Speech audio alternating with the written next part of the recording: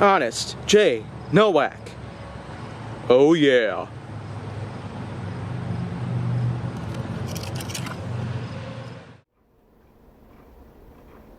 A pleasure to meet y'all at last, and welcome back to HGN. So today, I'd like to go ahead and get on started with a few other subjects that I got here. And this time, I'm going to be talking about the legend of the Bigfoot.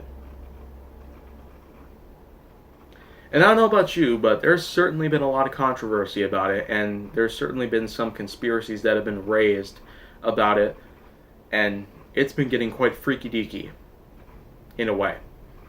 But of course, the legend itself starts back as far as 1967, more than 50 years ago.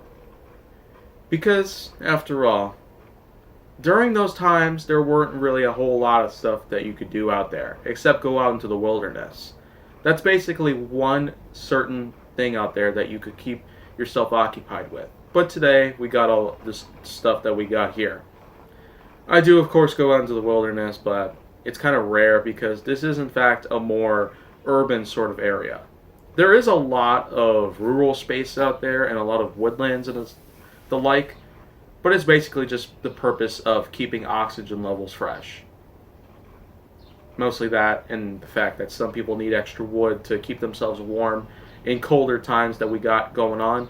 But anyways, going back to Bigfoot itself, October 1967, when two people known as Roger Patterson and Robert Ditwin had both stumbled across to find something walking on the other side of a river. They pull out their camera, and all of a sudden, what we end up seeing is that famous clip of the so-called Bigfoot monster walking away from them and just simply looking back at them like, wow, who knew that that is supposed to be real? But you know what? 50 years have passed, 53 to be exact. And yet there's still not a lot of evidence that we got going on that it could be real or hoax. But since that actually happened and those two were able to spark up a huge conversation about it in the coming decades, there's certainly been a lot of stuff going on about it. Even others tried to simply do the same thing they did, by pulling out a camera, leaving it out in the wilderness, and trying to find the Bigfoot.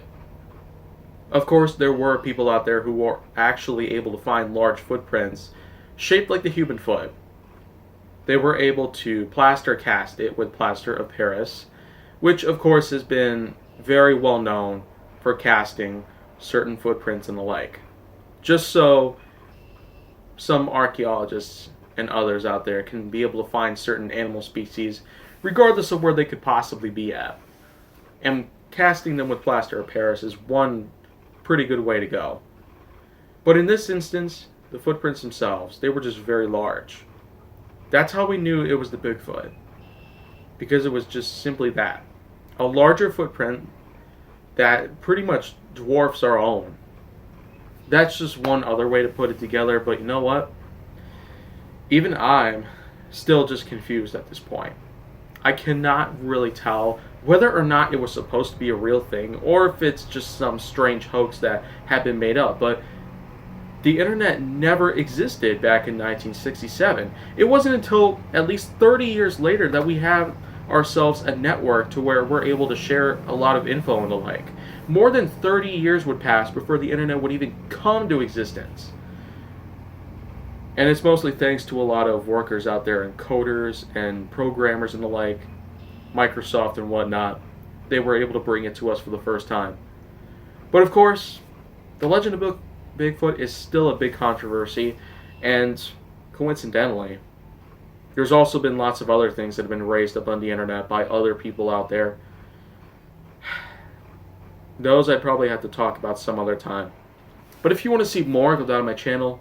Make sure that you like, subscribe, comment, follow me on social media, and stay on the Hollywood side.